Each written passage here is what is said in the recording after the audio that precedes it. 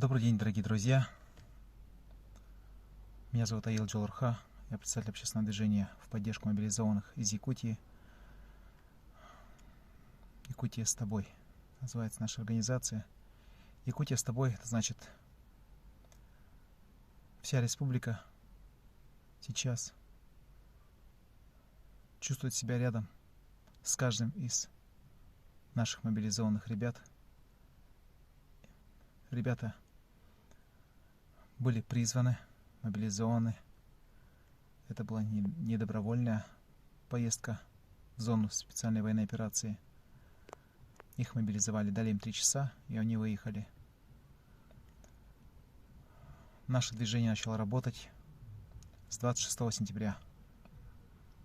Практически через несколько дней, когда мы узнали, что российская армия не готова обеспечить одеждой, снаряжением, даже продуктами питания наших ребят. Мы не стали критиковать нашу армию. Мы не стали плакаться, жаловаться. Мы просто объединились всей республикой и начали помогать нашей стране, нашим ребятам. У меня нет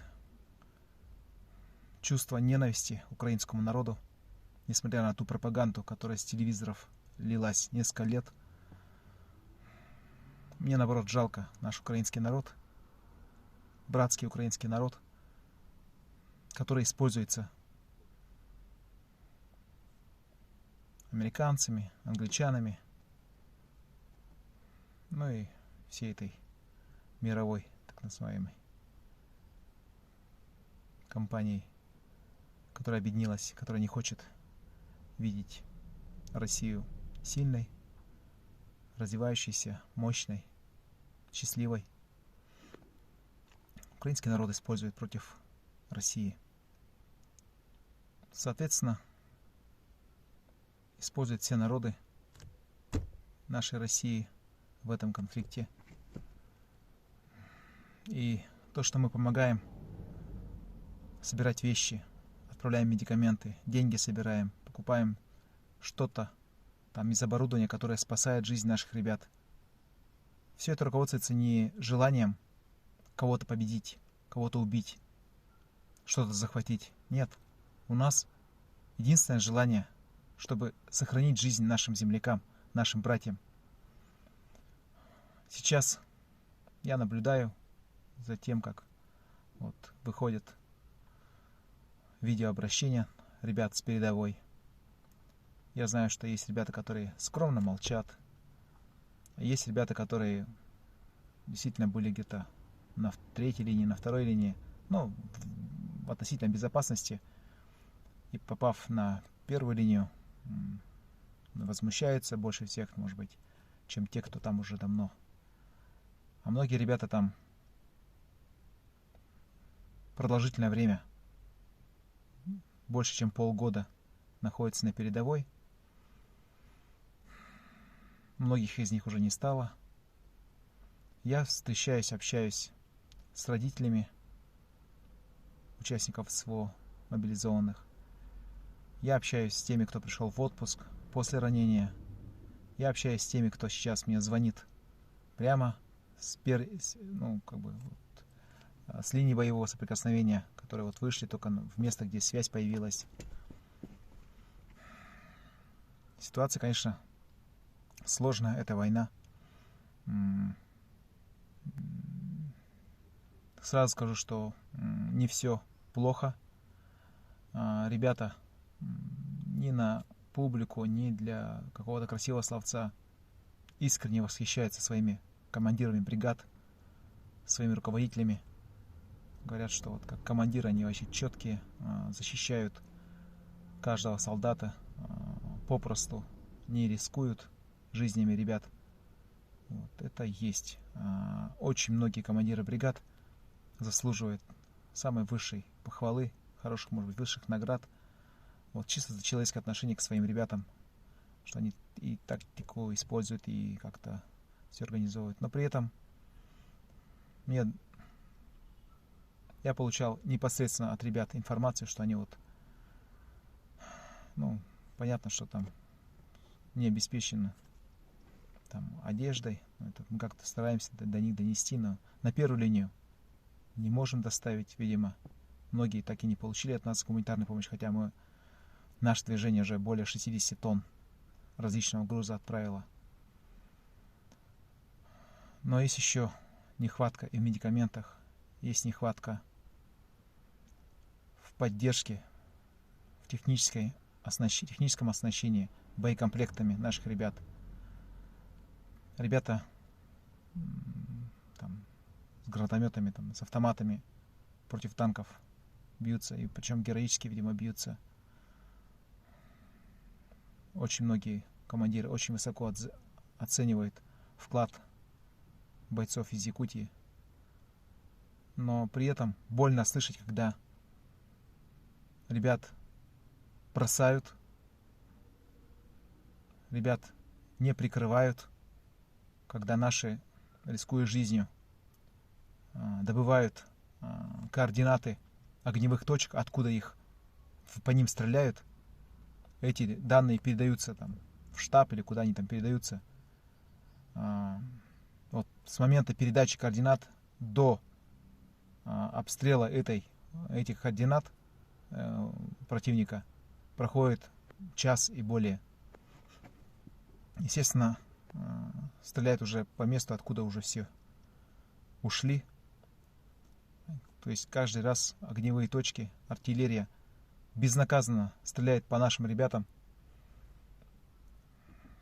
Каждый раз уходят от возмездия.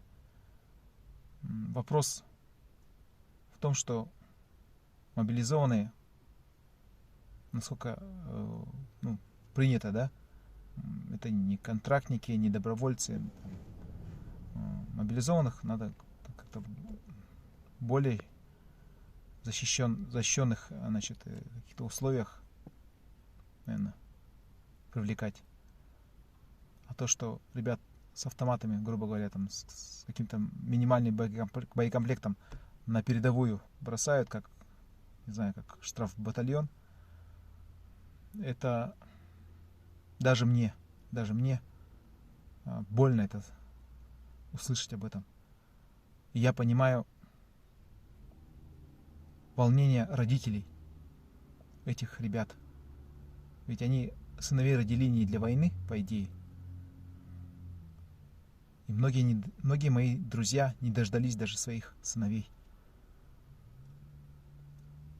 Ведь мы не возмущаемся, мы стараемся помогать нашим братьям, чтобы они выживали. Но если некоторые командиры бригад недостаточно уделяют внимания безопасности жизни наших ребят, то я молчать не могу, это точно. И любой родитель тоже не может молчать. Я понимаю, что для некоторых высокопоставленных командиров какой-то якут или там приморец или какой-то сибиряк, алтаец там, или еще кто-то, для них, может, не так близок. Хотя мне всегда казалось, что Россия — это интернациональная страна, что мы очень дружны с другими национальностями. Но тогда так вижу, слышу отношение к приморцам, вообще к дальневосточникам, к сибирякам. Меня это возмущает. Я хочу обратиться к нашим жителям республики. Давайте соберем подписи и потребуем, чтобы жизнь наших ребят максимально была защищена. А если армия не может дать такие гарантии, хотя я понимаю, что на войне какие-то гарантии вообще очень сложно давать, но если систему не будут каждую выравнивать, каждый случай не рассматривать, вот есть военная прокуратура, ребята должны обращаться, вот я призываю к ребятам, да, ребята, обращайтесь в военную прокуратуру, копию направляйте своим родителям. Общественность тоже не должна стоять в стороне. какой бы там закон ни был, там, о дискредитации армии и все такое, да, вот для меня, ну, понимаете, да, вот мы, общественники, работаем уже, наверное, более 9 месяцев, бросив все. Достаточно внимания не уделяем ни своим близким, ни каким там бизнесам, ни чему такому, личной жизни. Мы занимаемся помощью нашим ребятам, которые находятся в зоне специальной военной операции. Мы боремся за то, чтобы они как-то сохранили жизнь, чтобы было им чуть комфортнее. Но если это... Мы помогаем, по сути, армии, и армия как минимум должна обеспечить их жизнь, максимально защитить их. Но если они не справляются, а у меня хватает решимости заниматься уже этой помощью много месяцев, у меня хватит решимостью вообще ставить вопрос о том, чтобы вернули наших мобилизованных. Вообще можно всех поднять, весь Дальний Восток, всю Сибирь, чтобы мобилизованных вернули. Либо обеспечили нормальное отношение к ним. Не как пушечное мясо. Мне вообще непонятно, вот. Я думал, что сейчас вот как-то вот российская армия покажет свою мощь, стукнет там по столу, кто-то начнет отрезвляться и поймет, что ну, не надо ссориться с ядерной державой. Американцы продолжают, конечно, наускивать Украину. А как все на самом деле, вообще не могу понять. Но мне вообще сейчас самое в первую очередь это сохранить жизни наших ребят, которые там находятся. И если армия не может это обеспечить, пусть она вернет.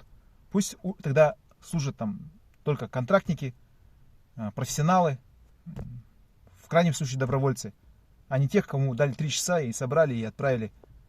И к ним еще чтобы такое отношение было. Я не могу с этим смириться. Я решительно призываю всех своих земляков, приморцев, вообще дальневосточников, сибиряков, обратиться к министру Сергею Кужугетовичу.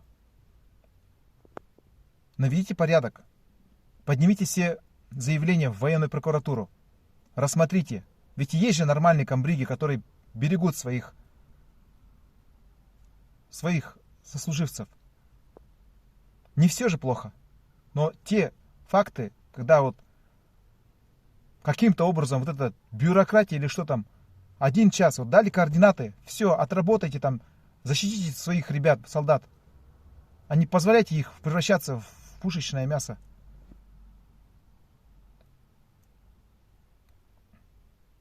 Конечно, наша республика максимально помогает сейчас армии, нашим ребятам, и техникой, там, и оборудованием, и транспортом, и много-много чем помогает. Поэтому, когда выходят такие обращения, руководство республики, вижу, оперативно отрабатывает с нашим единым координационным центром в Москве. Они выезжают на место, там где-то кого-то меняют, комбрига или что-то такое. Но это все делается потому, что армия видит, что республика помогает. Это тоже наш вклад.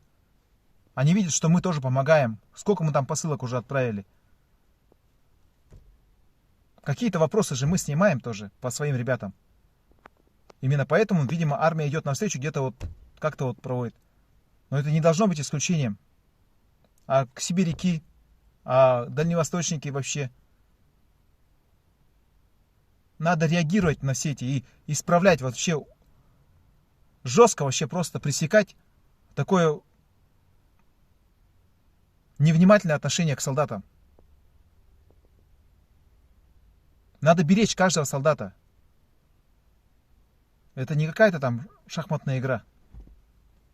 За каждым бойцом есть семья, родители, дети, братья, сестры, земляки, в конце концов.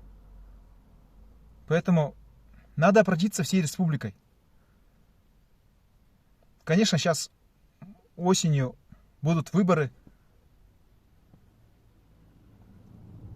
Сейчас многие скажут, Аил Джалурха хочет на выборах, чтобы его предпочли другим людям.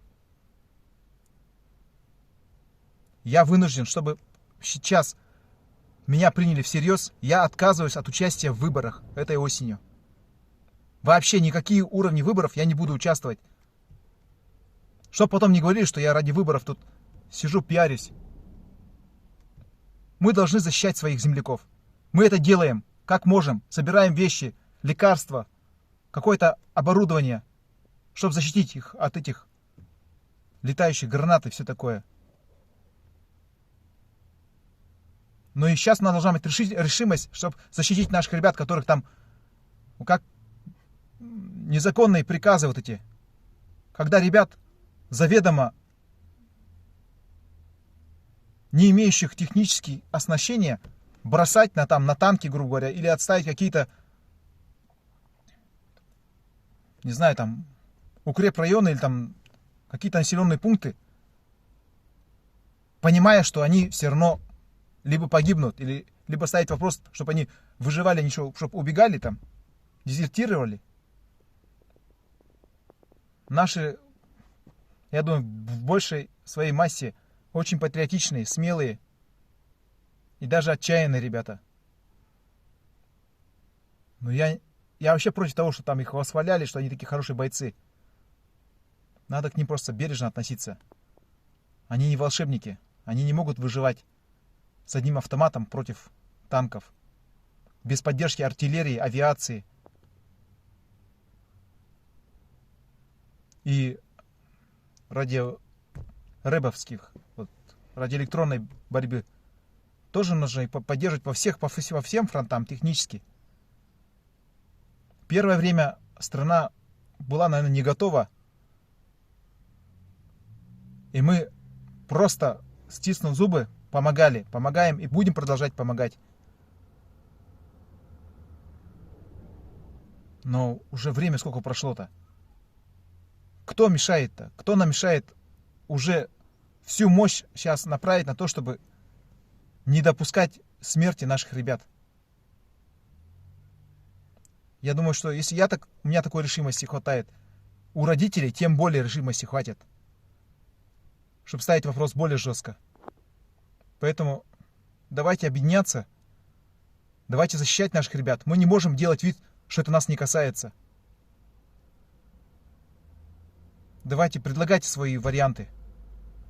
Спасибо.